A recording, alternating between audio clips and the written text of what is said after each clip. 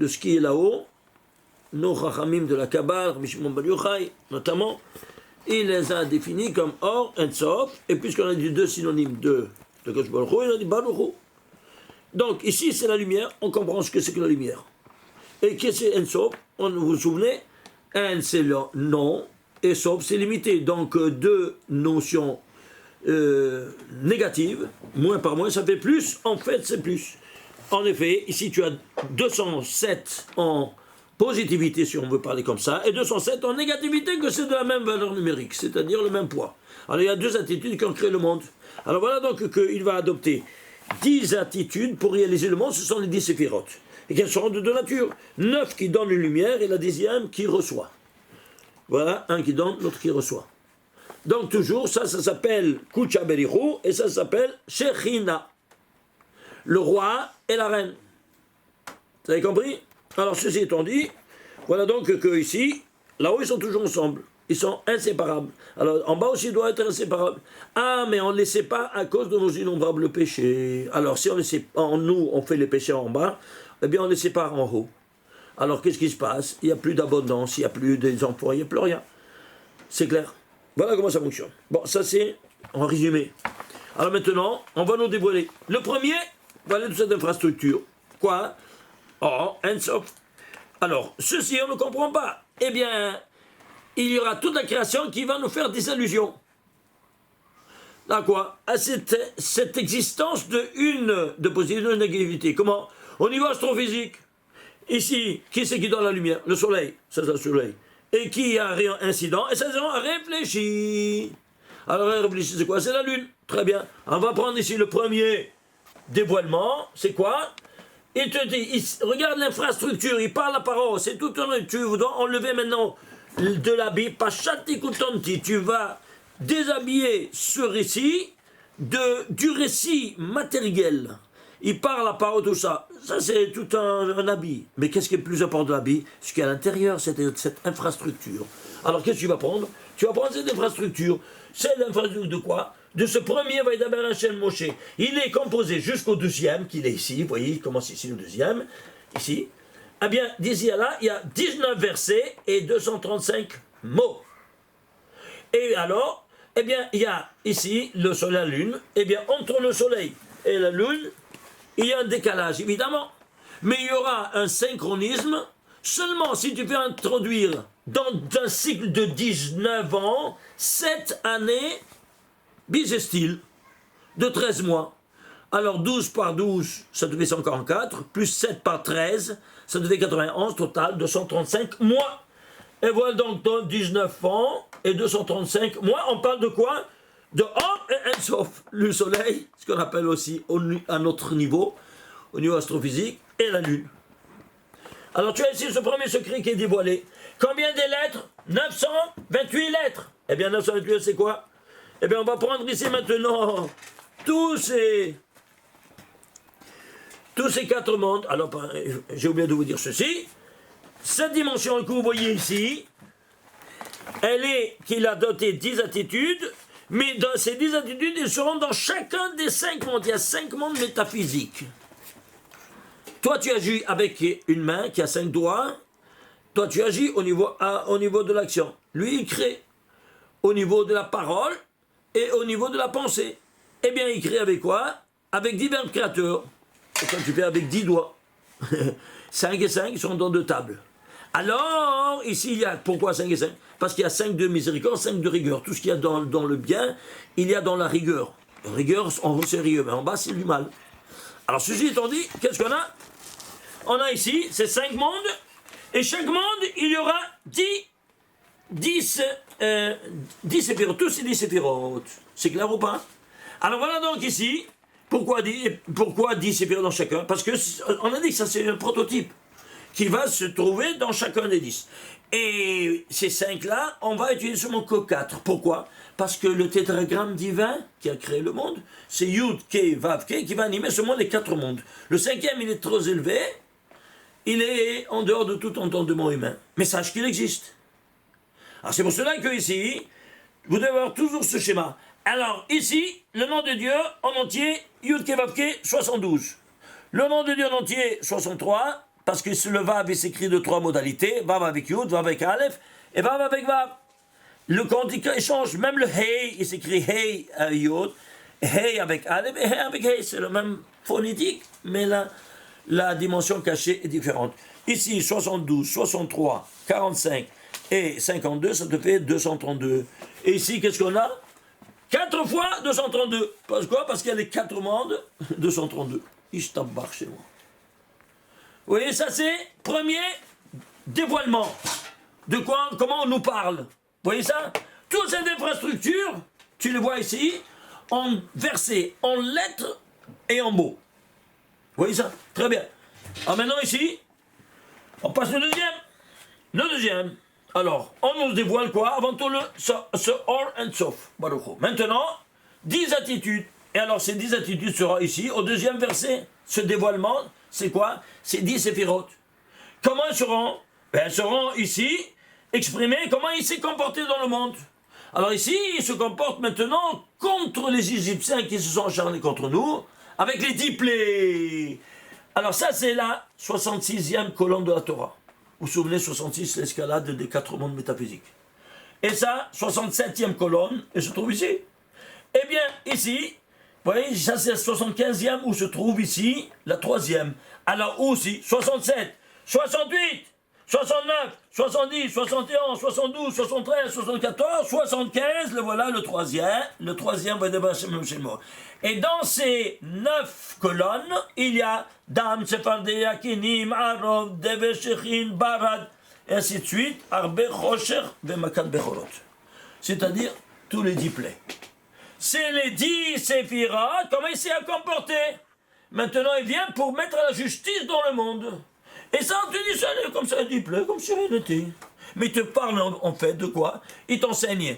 Le premier, on a dit, seulement cette première dimension. Le deuxième, comment il se comporte. Et il se comporte maintenant, tu le vois en action de manière la plus spectaculaire. Les 10 plaies. Très bien. Alors maintenant, tu veux te lier, toi, à tout ce système-là, n'est-ce pas? Soit à l'Anse-Baruch, soit avec ces 10 séphirotes, ou ça, dans les 5 mondes. Dans tous les 5 mondes, oui. Ah, tu veux te lier à tout ça, tout ce schéma-là. Comment? Eh bien, avec les téphilines, troisième, c'est quoi? Ici, les téphilines, ishtabar chez moi. Le voilà ici, c'est le même schéma. Regardez. Ici, c'est donc le troisième. Regardez ici. Alors, ce troisième ici, voilà, il y a ici, Kadesh Ikol Bechol, Kedel Golechem. Ça, c'est ce que vous dites chaque matin. Tout de suite après avoir mis les téphilines. On l'a vu déjà autrefois. Qu'est-ce qu'on a? On a Rashi Rabbeinu Tam ici, écrit en initial, comme on l'avait déjà vu l'autre fois. Vous vous souvenez? Allez le voir la semaine passée. Très bien. Alors, ici, le premier chapitre, Kadesh Ikol Bechol, c'est ici le premier boîtier. Et ici, le deuxième boîtier, c'est la deuxième paracha. Qu'est-ce qui se passe? Eh bien, c'est simple. Je vais vous montrer ici, une minute. Je les apporte ici. Comme ça, vous pourrez voir. Ishtabbar chez moi. Regardez. Tu veux te lier à moi? À ces 5 mondes? Ouais. Eh bien alors, vas-y. Alors, tu as 4 mondes qui sont séparés du 5e monde. Alors, tu auras 2 boîtiers de téphilines. Un de la main et l'autre de la tête. Celui de la main, prenons-le. Le voilà, il est ici. Vous voyez, c'est matière brute, pour que vous voyez. Il y a un seul boîtier. Vous voyez ça ou pas? Il y a un seul trou. Celui de la tête, il aura 4 trous. Vous voyez, ça c'est la peau de l'animal. Cette peau de l'animal, il va être ici concentré et on va canaliser ces 4 boîtiers. Cette peau-là, elle va faire comme ça, comme ça, comme ça, comme ça, comme ça, comme ça, comme ça, comme ça. Elle va faire, vous voyez ici, 4 boîtiers différents. Cette même peau.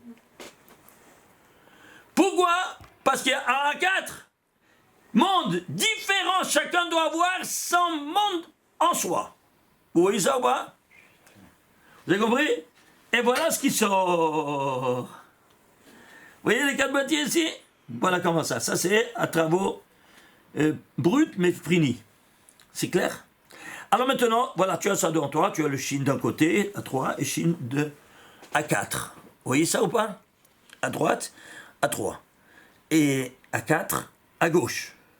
Alors maintenant, qu'est-ce qu'on a? Alors, chaque boîtier, c'est Yud Ke Vav Ke. Vous avez compris maintenant?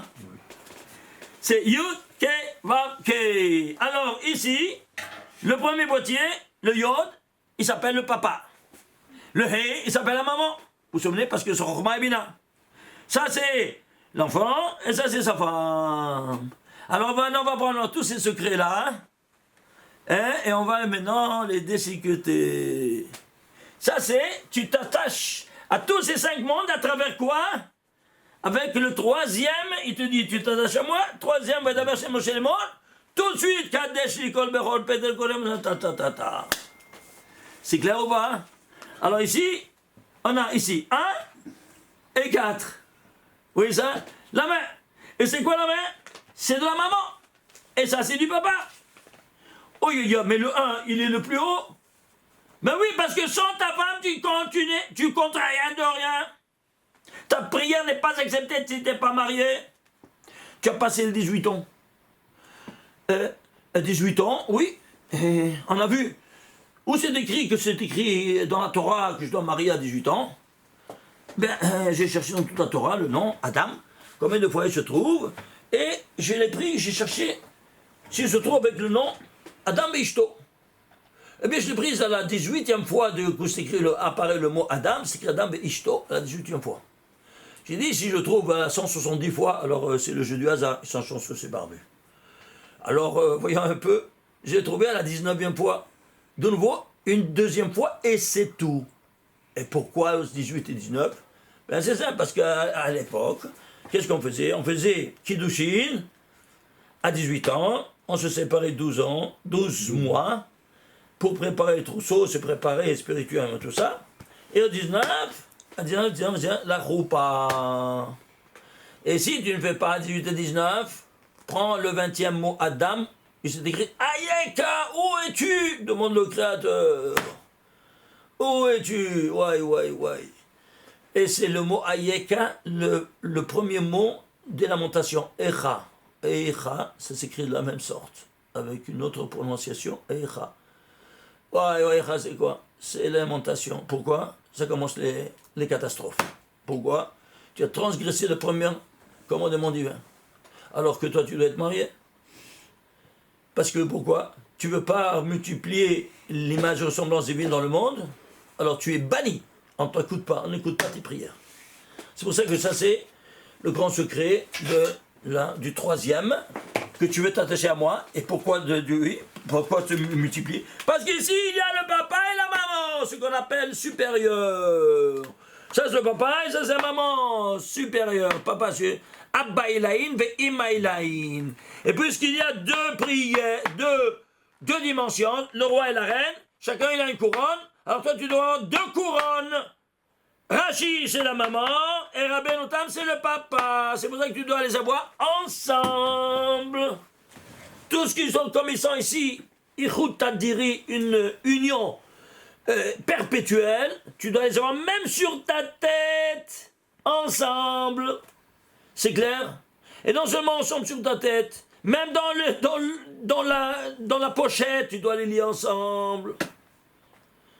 Là, dit Rabbi Shimon Bar Yochai dans le Zohar, il ne se sépare jamais, dans le plus grand jamais. Le papa de la maman, et alors même leur couronne, doit être ensemble, ce qui le représente. Vous avez compris pourquoi on doit les mettre ensemble? Ah, la plupart, ils n'ont pas étudié le sod, pauvre type. Ils n'ont qu'à se mettre à la page. Parce qu'est-ce que tu vas dire au tribunal céleste? Je ne savais pas. Nul n'est censé d'ignorer la loi. On va te montrer le film. Ah, tu vois, il a parlé à Ménaché. Il t'a montré ça, il t'a démontré. Qu'est-ce que tu as fait par la suite? Alors, qu'est-ce que tu vas répondre? Tu as une autre excuse? Ceci étant dit, alors, ça c'est le troisième. Alors, qu'est-ce qu'on a? Regardez jusqu'où ça va, cette précision. Ici, quelle ligne c'est? C'est la 3140e ligne. Commence le troisième. Pourquoi 3140? Parce que c'est 10 fois 314. 314, c'est le Shem Shagai. Pourquoi? Parce qu'il y a le Shin, comme je l'ai montré ici. N'est-ce pas? Le Shin, il y a ici. Ouais. Le Dalet, il est ici. N'est-ce pas?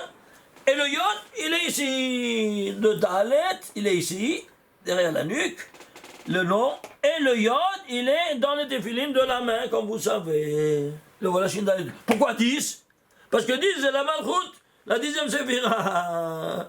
C'est-à-dire, c'est le roi et la reine qui ont les téphilin. Et de quoi on parle? Pas du roi et de la reine? C'est le reine, c'est la Malchut, la royauté. Alors, la royauté, c'est 10 à 10 fois. Imagine-toi jusqu'où ça va, la précision du message divin, de cette pédagogie divine, comment elle nous enseigne. Dans le plus grand silence, tous ces grands secrets. C'est pas dommage. Qui va dévoiler ces grands secrets? Abou Mazen, le pape ou toi? Tu ris? Mais, je demande à chacun de vous. C'est ça ce qu'on va nous demander au Bedi Shema là, quand on va arriver après s'en mettant là-haut. Qu'est-ce que tu as vu de ta vie? Je t'ai donné une Torah. Regarde comme chaque mot, chaque ligne, chaque verset. Je ne suis pas rentré maintenant dans chaque détail, que c'est infini. J'ai donné un petit détail de 314. Et où ça va jusqu'où? Jusqu'ici, jusqu'au 4e. C'est-à-dire, à la 3180e ligne, elle termine. Pourquoi 3180? C'est 10 fois 318. C'est quoi 318? Eh bien, dans toute la Torah, il y a le mot Emet 318 fois. Et quel rapport il y a avec le Téphilin et l'Emet? Parce que l'Emet, c'est le sceau divin. Et qu'est-ce que c'est le Brit Mila? C'est le sceau divin en nous. Et c'est pour cela qu'on mettra ici ce qui est le sceau divin, même dans les Téphilin, parce que ça, c'est la couronne. De qui? Du Créateur. La couronne du Créateur. Eh bien, nous, alors, tu viens avec sa couronne. Ah, encore la kavod. Alors, maintenant, je t'écoute. Et c'est pour ça qu'il faut les mettre même aussi à Mincha. Le troisième père de Téphilin, c'est Mincha, c'est Shimush Rabbah. Dis-moi, seulement le matin tu es Téphilin, toi tu es mon fils, oui, très bien. Et à Mincha, tu n'es pas de mon fils? Alors, tu es le prince, alors où est ta couronne? Qu'est-ce que tu vas répondre? Ouais. Ah, si tout le monde ne met pas, c'est pas parce que tout le monde ne les met pas que toi tu ne veux pas les mettre. Tu es un juif ou pas? Si tu es un juif, je comprends. Mais tu es un juif, alors tu dois les mettre. Tu n'es pas exonéré parce que tout le monde ne met pas. Chacun il aura son compte. Qu'est-ce que je te dis? Ceci étant dit, alors on a ici, d'ici jusque-là, ça fait le 4e. Maintenant, le 4e, de quoi il parle? Le 4e, il parle. Tout ce que tu as vu ici, maintenant il se dévoile à toi, à tes yeux, comment? À travers la traversée de la mer Rouge. La traversée de la mer Rouge, dans l'Ashira, c'est le noyau central. Mais une minute, on a vu ici que l'Ashira s'écrit une fois en haut, une fois à droite, une fois à gauche, c'est au centre. Droite, gauche, centre, droite, gauche, centre. C'est quoi ça? C'est quoi ce damier? C'est quoi ce damier? Vous vous souvenez? Eh bien, ce n'est autre que l'infrastructure de toutes ces dimensions-là que vous en avez vues. Ça, c'est thèse. Ça, c'est la super thèse. C'est là-haut. On n'arrive pas à... Alors, on fait thèse, antithèse, synthèse. Thèse, antithèse, synthèse. Thèse, antithèse, synthèse. Vous avez vu? Ça, synthèse de tous d'en bas et ça, synthèse de tous d'en haut. Alors, ça c'est le crâne, le demi-hémisphère droit, l'hémisphère gauche du cerveau, ça c'est le cervelet, vous vous souvenez, bras droit, bras gauche, ça c'est le corps, jambe droite, jambe gauche, et le Brit Mila, et ça c'est la femme à qui on va transmettre tout le message héréditaire pour exécuter la première mitzvah de la Torah, Pero Urvo. Alors, ceci étant dit, ici, tout ça, ça va se dévoiler. Tout ce schéma-là, maintenant, Moshe Rabbeinu, il va écrire toute cette louange au Créateur selon ce schéma-là. Regardez, on a ici 5 mondes, très bien. Et on a ici chaque thèse, antithèse, synthèse. Eh bien, voilà, regardez ici. Ici, thèse, antithèse, synthèse. Thèse, antithèse, synthèse. Thèse, antithèse, synthèse. Alors, ici, combien il y en a? Eh bien, on a 5 fois. Regardez ici, ça c'est le premier monde Ak. Alors on a ici 3 et 3, 6 et 3, 9. Combien il y en a ici? Il y a 30 versets. Et chaque monde, il en a 9. Le 10e, il est le 0, que c'est la Malchut, comme je vous ai montré. Alors ici, qu'est-ce qu'on a? Que ici, c'est quoi? La Malchut, c'est ici. Alors ici, qu'est-ce que tu as? 3, 1, 2, 3. 1, 2, 3 pour la Asiya. 1, 2, 3 pour la Bria. 1, 2, 3 pour la Isira. 1, 2, 3 pour la Asiya. Mais vous vous rendez compte? C'est quelque chose de vraiment spectaculaire. Alors maintenant, qu'est-ce qu'on a? On a ici, dans le 78e colonne. Pourquoi 78e colonne? Tu sais pourquoi 78e colonne? Parce que c'est 3 fois 26. Pourquoi 3 fois 26? Chacun des traits, les 3 supérieurs. 3 médianes, 3 inférieurs. 26, 26, 26, 3 supérieurs. 26, 26, 26, 3 médianes. 26, 26, 26, 3 inférieurs. Chacun, il est animé par qui? En détail, par Yud, Ke, Vav, Ke. Ça, c'est dans les généralités que c'est toute la colonne. C'est ainsi. Incroyable. En plein centre. On a vu, si tu prends maintenant quoi? Si tu prends par exemple le premier, le nom divin, le premier, vous vous souvenez? C'est le 354e nom divin. Pourquoi? Parmi les 8820 de Dieu qui sont inscrits dans la Torah. Pourquoi 354? Si tu prends les finales des 5 versets du premier jour. Le premier jour, le récit du premier jour qui a créé la lumière. Or, vous voyez, or là-bas, eh bien, elle se trouve là, ici. Pourquoi? Bien, après la signature. La signature, c'est quoi? Les lettres finales. Bereshit, Barak, Metash, Tzadi. Allez, ben, tu prends le Tzadi. Tzadik, même, Chap, c'est les initiales, c'est les finales de ces 5 versets, te donnent le nom divin que je ne peux pas le prononcer, oui, que vous allez le voir, qui vaut 354 et qui te protège dans tous tes cheminements de la vie. C'est clair? On l'a vu déjà l'autre fois, je ne vais pas rentrer de nouveau dans les détails, mais que vous allez passer sur le passé. Alors vous voyez ici maintenant, on va prendre ce schéma, n'est-ce pas, des 10 séphirotes, on le met ici, et tu vois, Mama, c'est toute cette infrastructure que on ne voit pas pourquoi.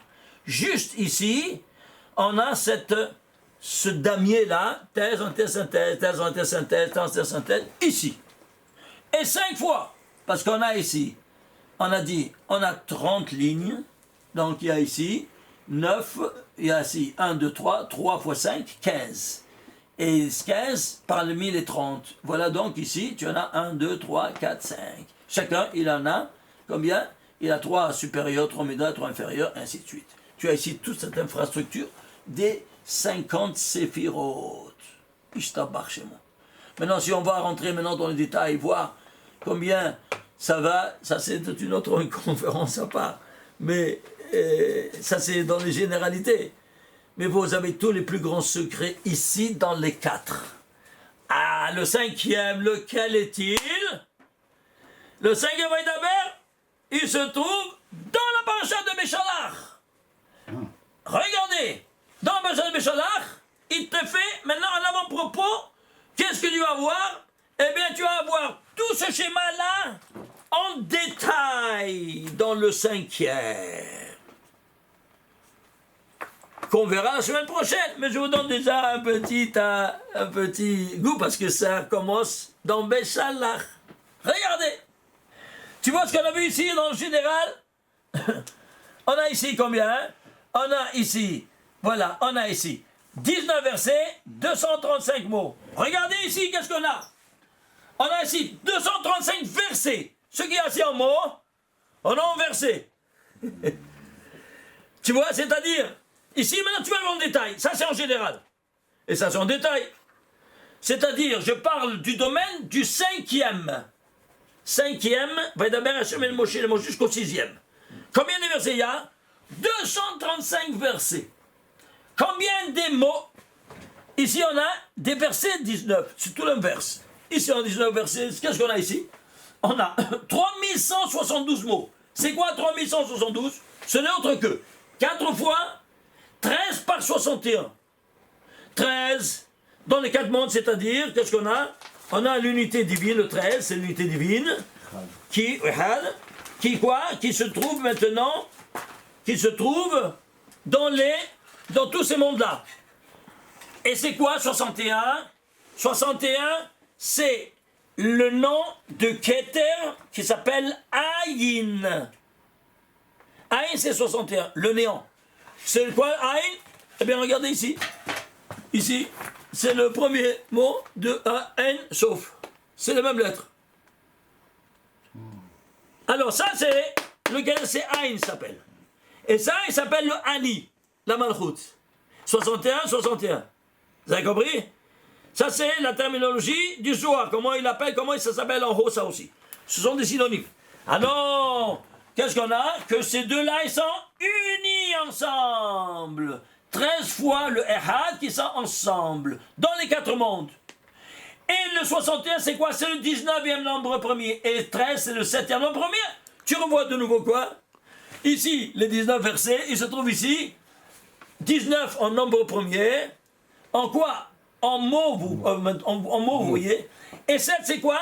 Dans un cycle de 19 ans, tu dois introduire 7 années bisestil. 7 années dans un cycle de 19 ans. Ce qu'on a vu là-bas, n'est-ce pas? On prend le premier, ici tu le vois en détail. Et vous vous rendez compte de ça? Je t'embarque chez moi. La folie, hein?